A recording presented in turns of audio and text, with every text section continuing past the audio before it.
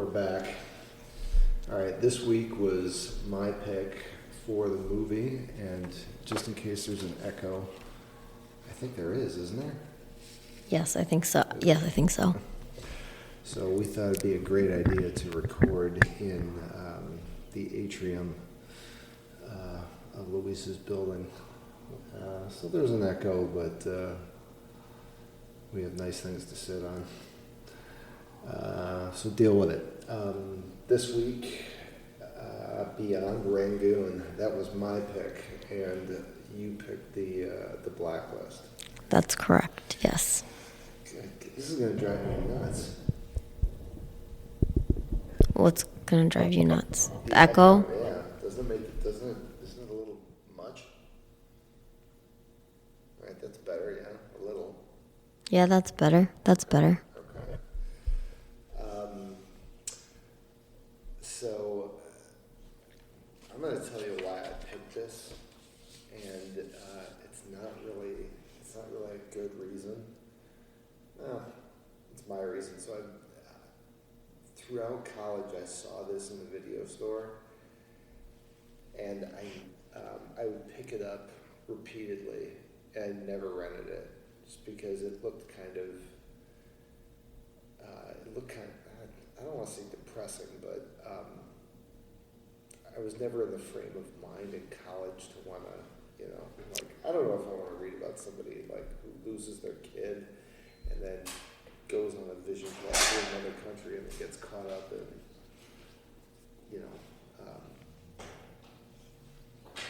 like a civil war. It's kind of a hard thing to wrap your head around.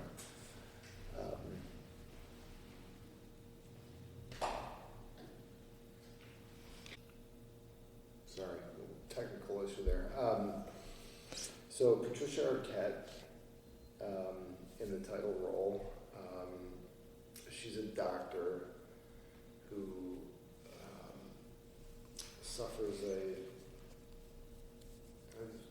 she comes home and her family has been murdered. A major tragedy. Yeah. And Life-altering. Yeah, her sister convinces her to go on a vacation. So, when you look at some of these scripts, like as you watch them in a movie, you don't know how much time has passed in these events. Mm-hmm. But if you take it at face value, you're like, hey, your whole family was killed. Let's go on vacation. Yeah, true. So they go off to Burma, and this is taking place in '88 during the, I'm going to get this horribly wrong here, but there is the 88 Uprising, I believe is the name of it, in '88. This movie was released in '95, and it is based on that uprising, which, in watching this movie,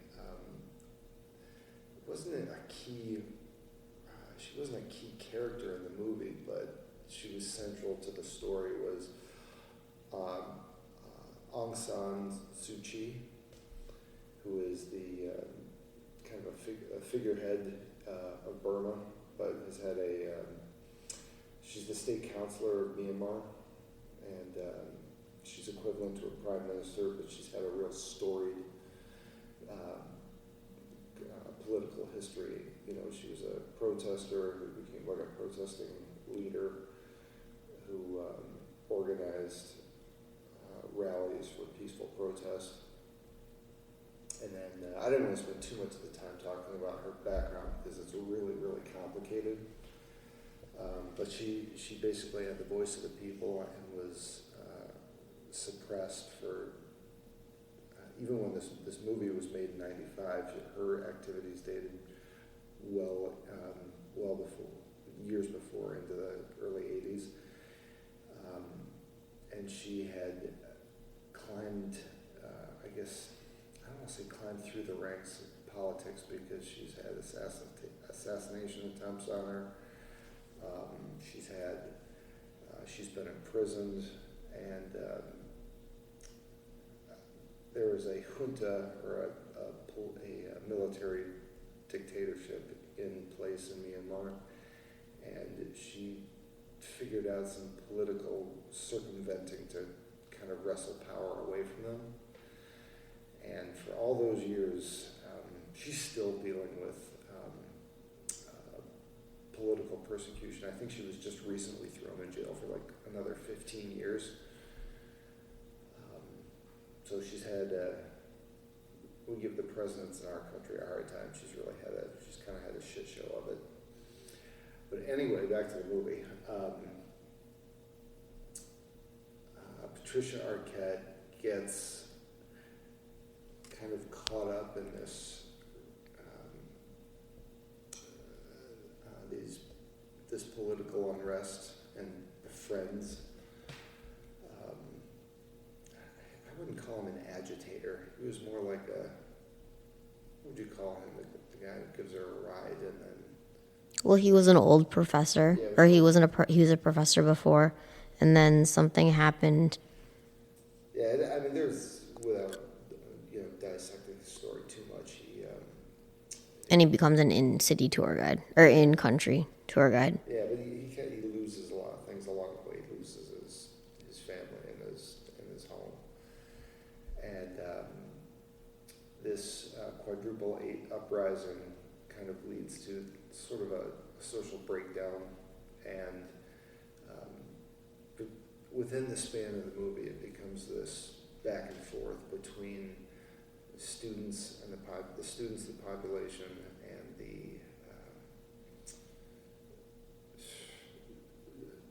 just the military at large.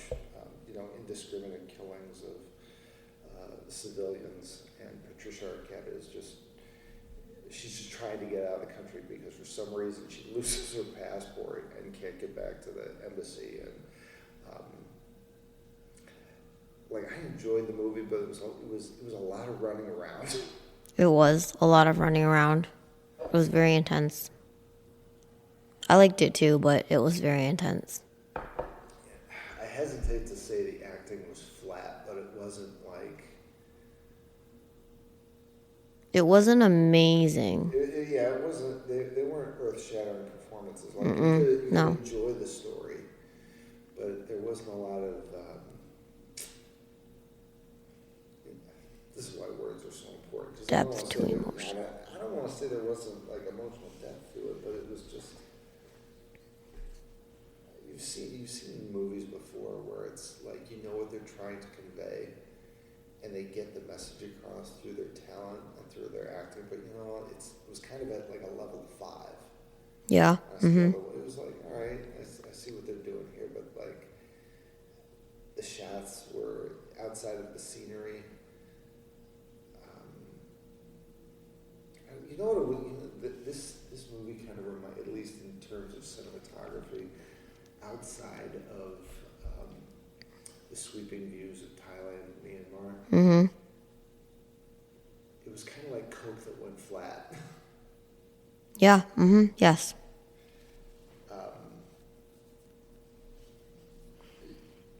And again, we don't want to give away the ending here, but Patricia Arquette has to go on to star in other movies, so she lives. But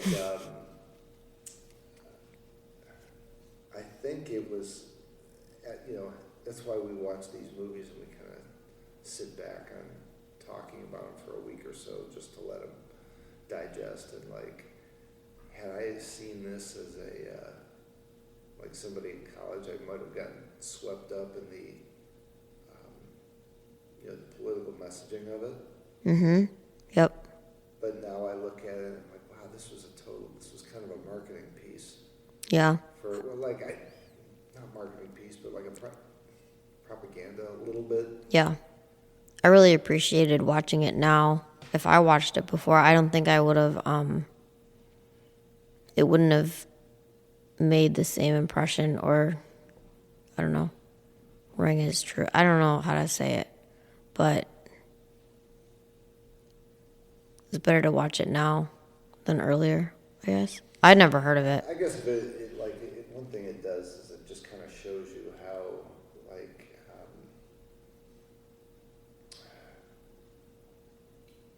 Myanmar has had this junta, or what this junta, I don't know if they still are in power, or if in some ways they kind of puppeteer the existing government now, but just when you watch this movie and you're like, Jesus Christ, these folks were really in charge and they just did whatever they want, just indiscriminately, like would shoot civilians, and like, if you were taking the road anywhere, they would ask you for your papers, and if you couldn't bribe the guard or the policeman, they'd just shoot you on the road, just like crazy stuff. I get, like, in the U.S., the value that we place on human life, where we just kind of expect it to be the same everywhere, and it's just not. Mm-hmm. If this movie got any idea or across, it's that values are fluid. Yeah, things are not always what they seem. Well, not like once you leave your borders, Yeah. Mm-hmm. I think that this Aung San Suu Kyi is, I think I had told you last week, she'd been revered for years, Mm-hmm. and then recently there was some have called it a genocide. There's a huge population of indigenous Muslims in Myanmar who were driven out, and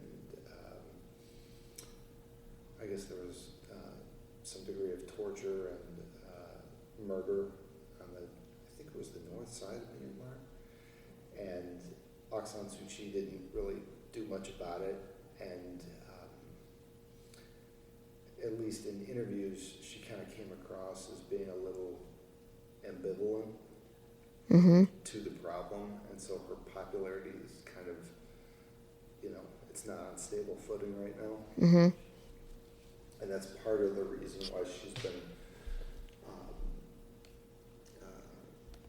imprisoned yet again. I thought this was it was just kind of crazy, because this movie came out when I was in college.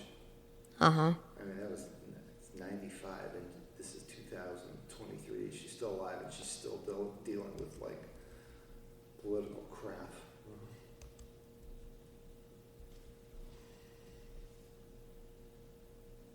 I don't know about you, but for as gorgeous as Myanmar is, I think I'd just go to Thailand if I was going on vacation.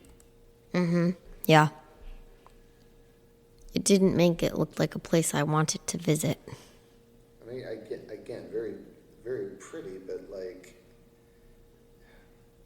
what the sad thing is so many of those places depend on tourism for incoming money, and then somebody makes a major Hollywood movie about how screwed up their country is, and like, yeah, I'm not, like, people en masse are like, haven't you seen that movie? I'm not going there. Yeah, right. Mm-hmm. And then that drives those people even further into poverty. Yeah, I didn't understand how the people who lived there could be working and making money and then have money to bribe the soldiers and do so that they, could go through this road or whatever. I lost my train of thought. But anyway, in the movie, Patricia Arquette, she's an American tourist, and she has a lot of cash that her sister, who left her in Burma without a passport, but she had, anyway, whatever. She had a passport, so she left, and then the one lady didn't, and she had a lot of money, and she could pay everybody, but her guide couldn't pay anybody himself. He didn't have any money or anything to his name. He just asked her whenever they came to a soldier in a stop. Yeah, pay this guy. We need money right now. We need money right now. And every step of the way. So anyway. I think that's the funny thing, is that the Burmese just kind of look at the white girl and like, you got money. Yeah, and they just know. Yeah. Mm-hmm. And it's funny because it's true. Yeah, unfortunately.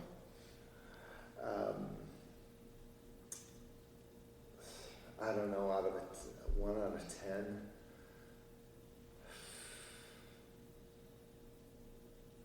I probably shouldn't rate this, but like, I'm glad I saw it, I am too. I'm really glad I saw it. but not like.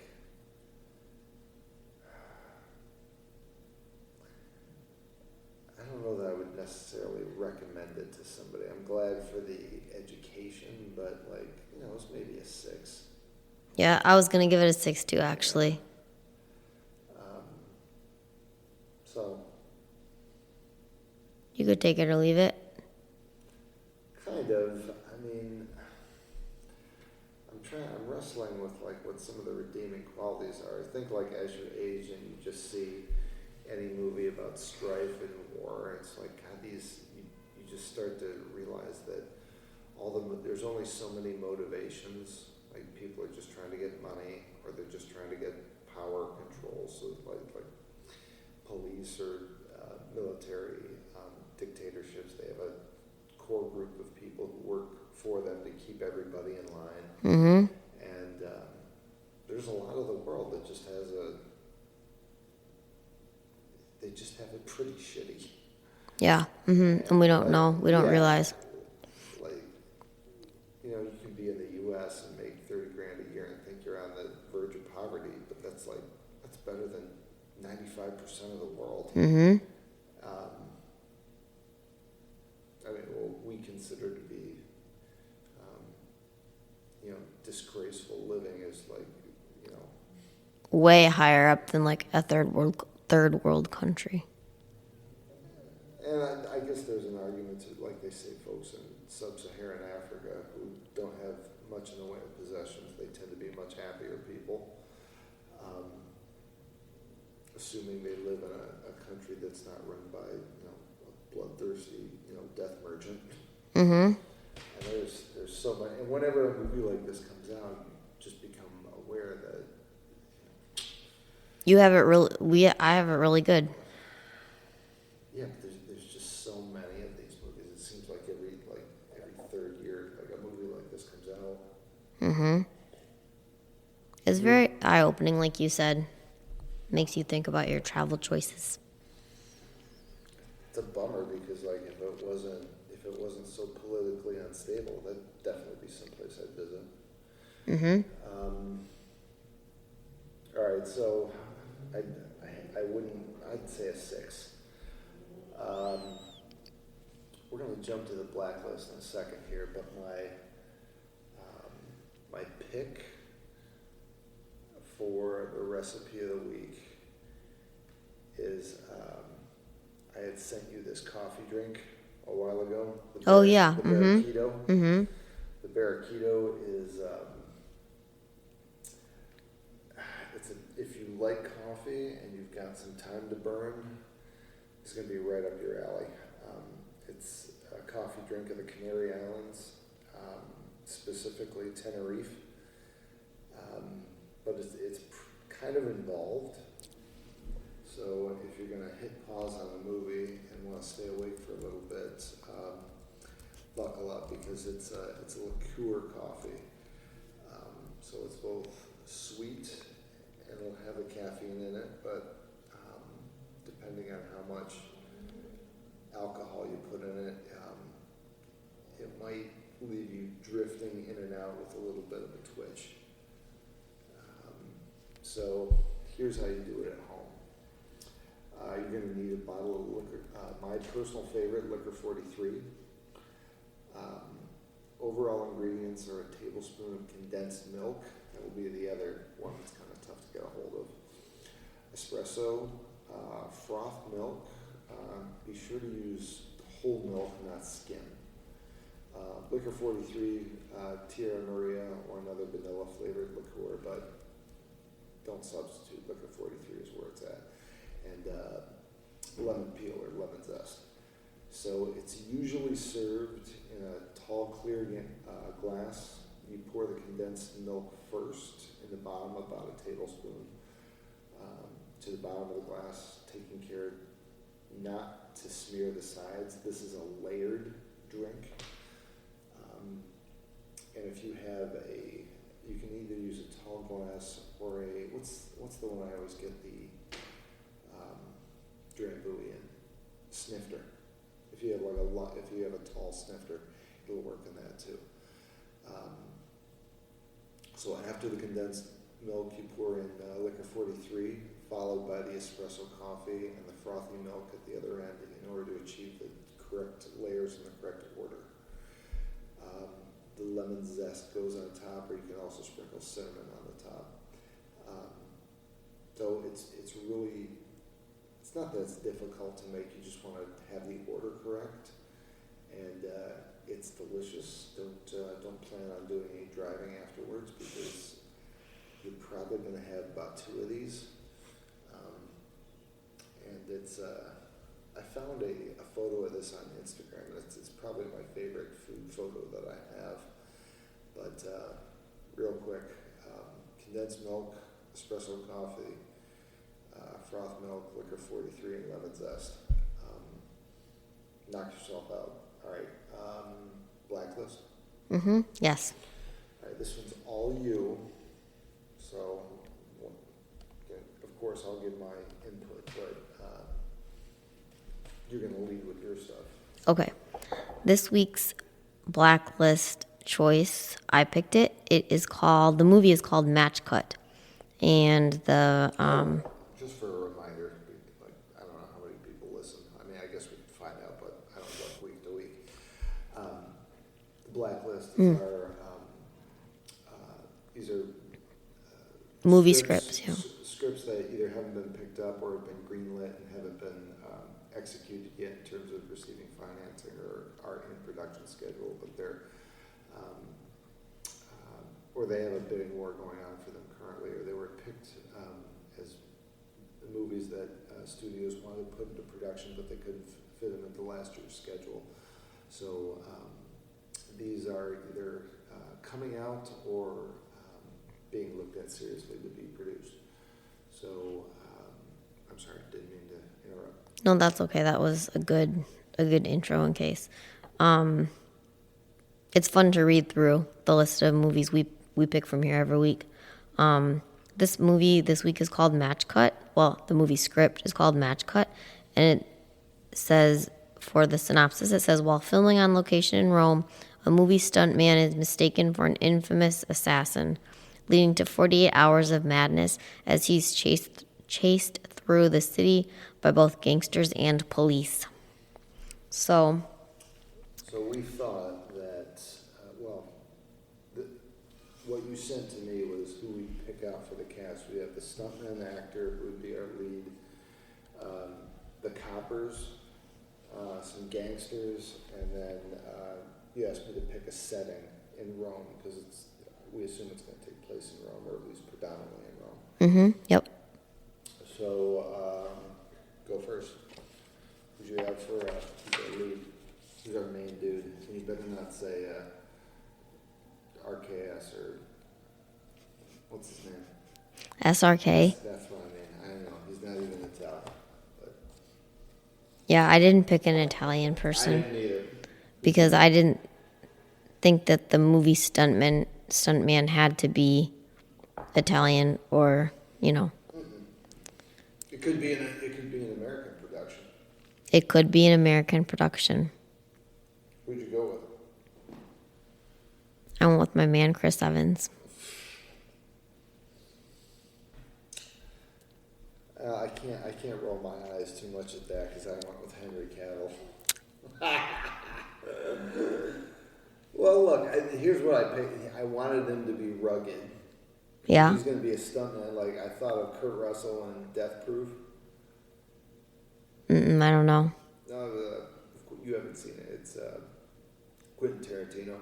Okay. And so Kurt Russell was a stuntman, but he was also crazy. He had this stunt car that he drove around in that the passenger seat was just a seat, like just to sit on, no backing to it, no seat belt, and he'd pick girls up in that seat, ostensibly say he was going to drive them home, and then just drove like a maniac, and he would get beat up inside of that car, and he was a nut. Oh my gosh. He was a total nut, but as a stuntman, Kurt Russell was believable because he was all kind of marked up and rough looking and kind of longer hair, and they called him Stuntman Mike. But yeah, I think you could do that to Chris Evans, grow his hair out a little bit, gruff him up, let him have a couple days of 5 o'clock shadow. That'd work.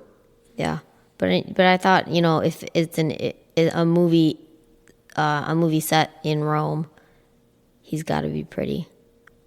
So he's got to still be like Henry Cavill. He's a good pick because they're both like beautiful people, but they can also be tough. Yeah, tough other people. So Chris Evans might be a little on the light side. No offense, Chris Evans, but like. You gotta get a little dirty. Yeah, no, but he could do it. He could pull it off. Remember that scene in Scott Pilgrim versus the World where he was the skateboard tough guy with the leather jacket. You love that. Oh my God, how you lit up when he came on screen. Oh, he's Chris Evans is in this movie. Oh my God. He's my God. That's our Fraser guy.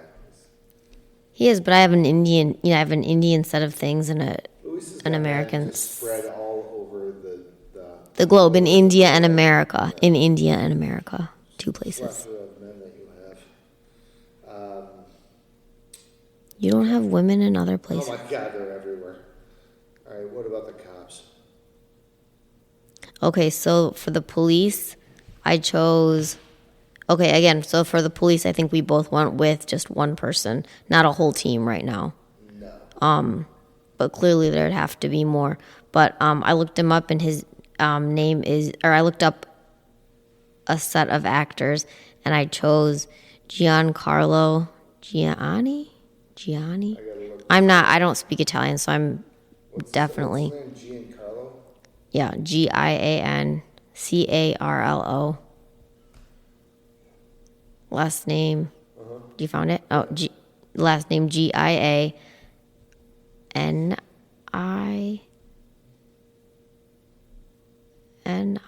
or it might be 2 N's and then, that's what I said. He was in Quantum of Solace. Oh, that guy. He was. He's the guy who God, that's a great pick. Oh, thank you. I feel like he has the look. Well, he's also played that role before. Well, yeah. Yeah, he's perfect for that. Perfect. All right, that beats my. Well, maybe. You probably haven't heard of this guy. I picked Stefano Accorsi. In terms of what else he's been in, just a freaking shit ton of Italian things. How do you spell the last name, please? Accorsi. Most recent project in 2022 was Hypersleep. I think in Italian it's called Impersonia. But mid-30s, facial hair, he's straight up Italian. I mean, he'd be convincing. You gotta have, if you're gonna be a cop, he has to be Italian. Yeah, that's what I thought too. Often they'll use somebody dark-skinned with, dark hair. Like, you couldn't pull this off with a Puerto Rican actor. They've got to be Italian, especially if you're in Rome.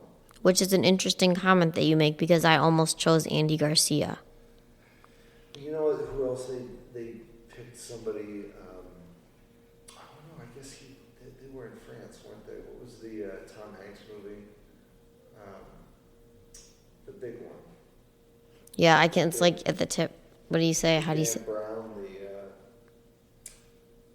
not Angels and Demons, the first one. Da Vinci Code. Mm-hmm. They went to the Louvre and Jean Reno was the cop. Jean Reno's French. Mm-hmm. And I was about to say they were in Italy and they sent Jean Reno to play an Italian guy, and he's a French guy. I don't know why they would do that, but I messed up. They were in France. Mm-hmm. Jean Reno's French. So. No, I see what you're saying. Mm-hmm. What about the heavies, the gangsters? Oh, the gangsters. Okay, so not Italian. I don't think. Mine are straight up. Oh God, I could. You could. I want to say things that would not be popular on this show, but. Okay, maybe later after we turn off. Mike, I'll give you my ideas here, but both of these guys are at least. I I just think it's more authentic. It's very much more authentic. I definitely agree. But Who'd you pick?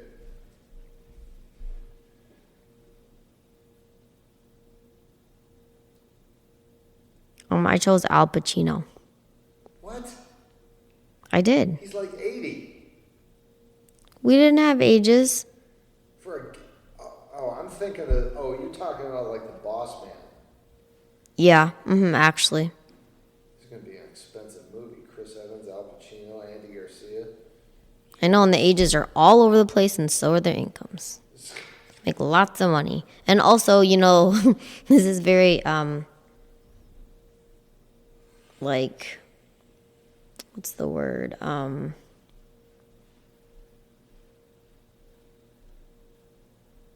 I don't know. Not, not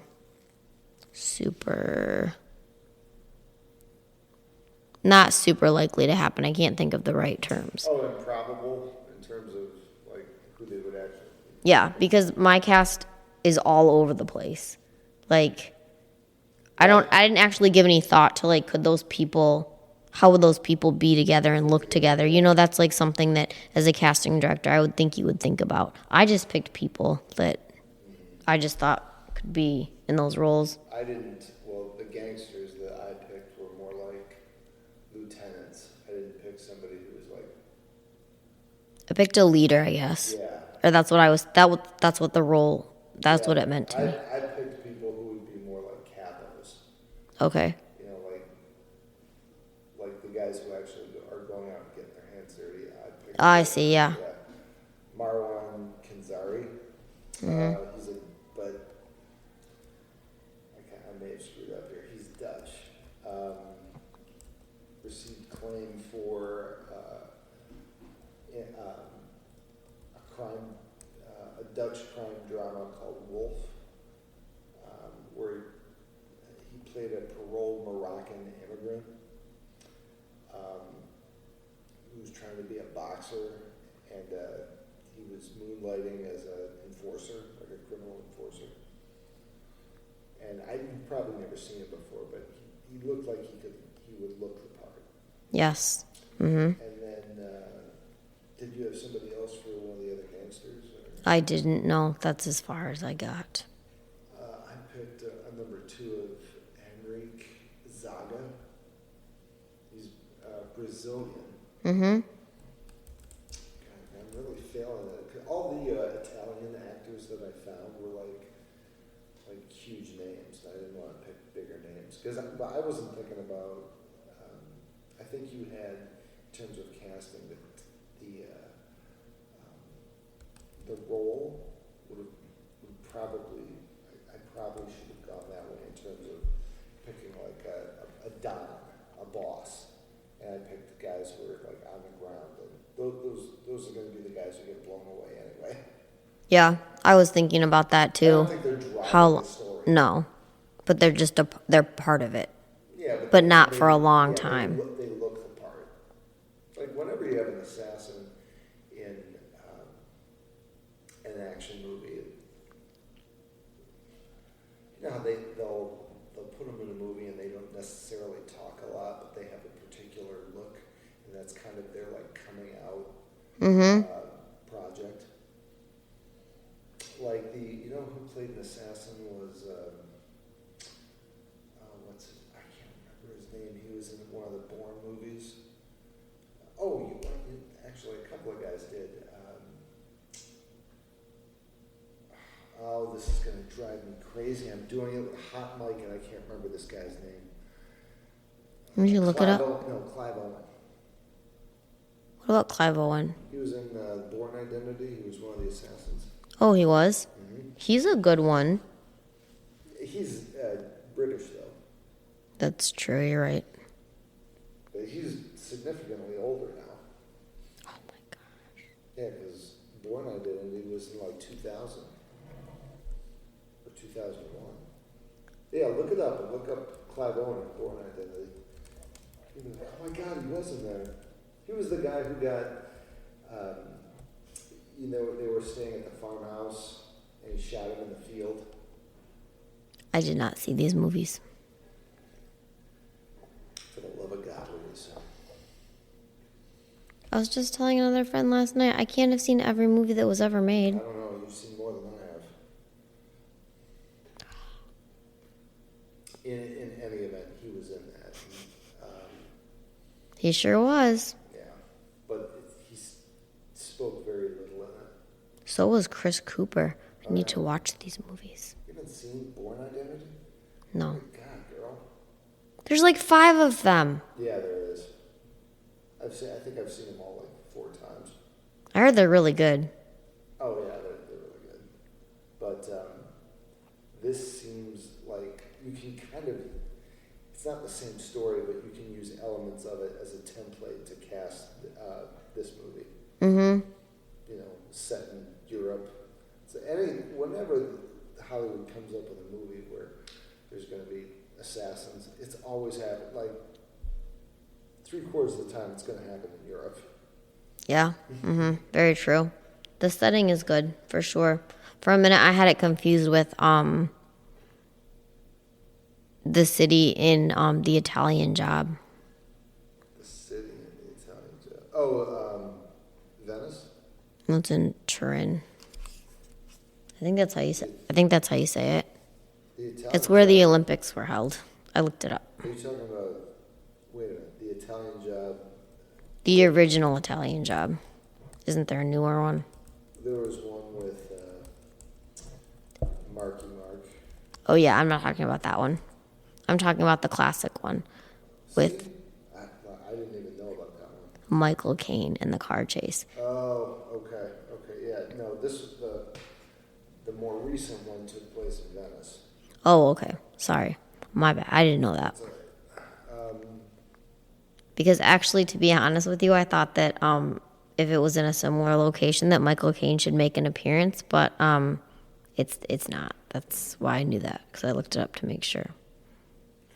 Oh. It's funny though, you know who is in the updated version, which it's not Michael Caine, but probably a similar role was Donald Sutherland, and close to his age too.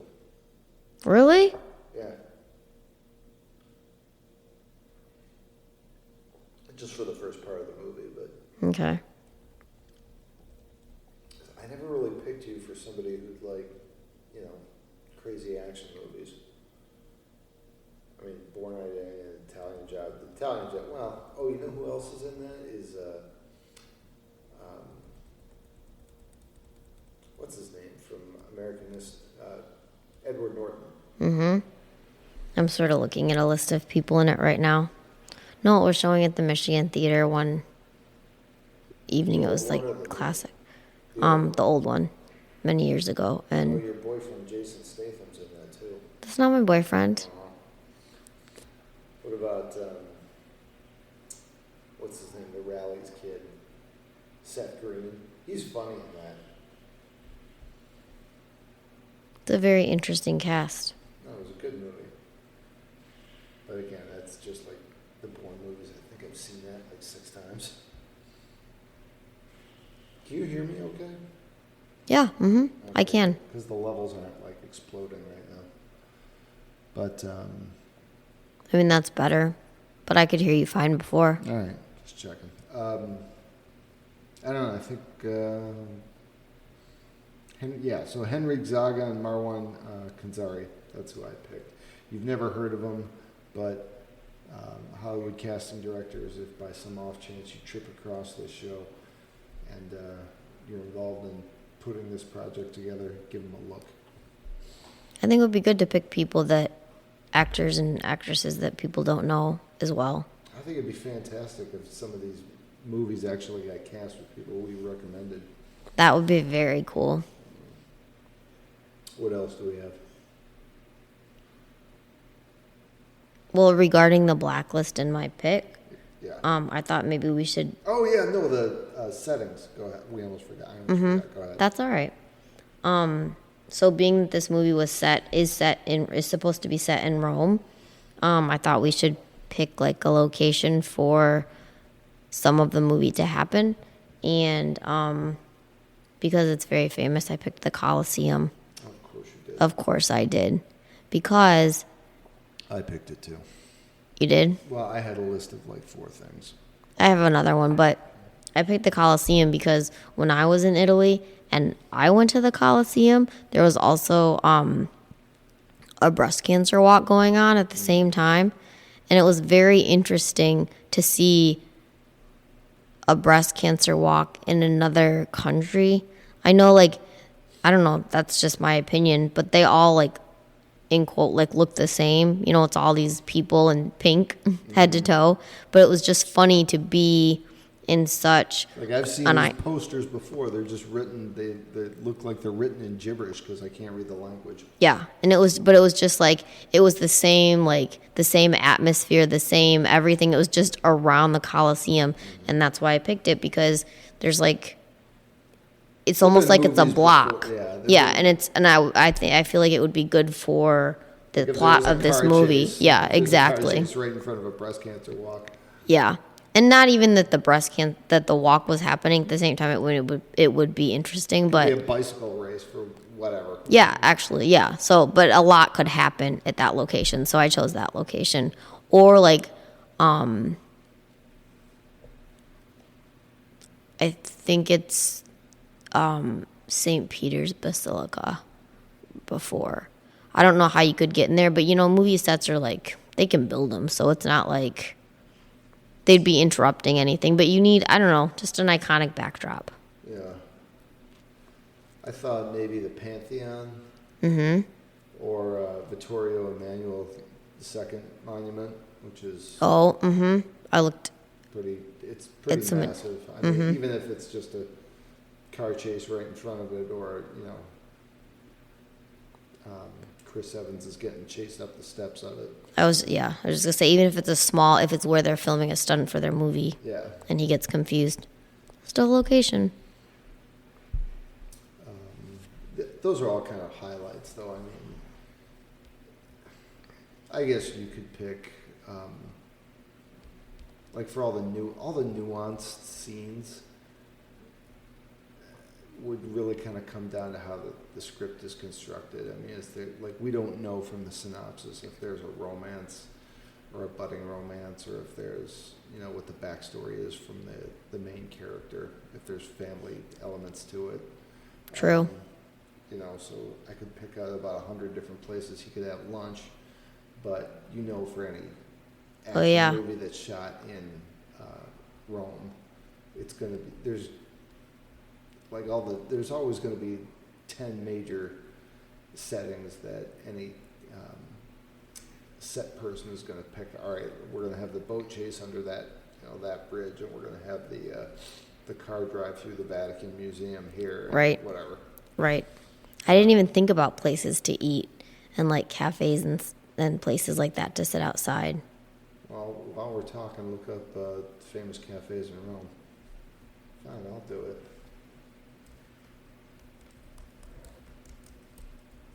Any day now, Louisa. Yeah. Ooh, you know what? That would be a good place. Antico Cafe Greco. I know you've seen this place before. This is the one that has the long tables with the red walls. Sounds familiar, yeah.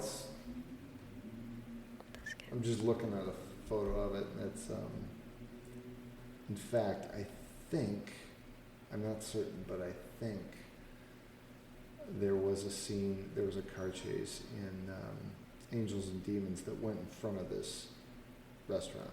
That's what I mean, a lot of these movies, like, the settings are all recycled. Yeah. All right. That's it. That's all I got.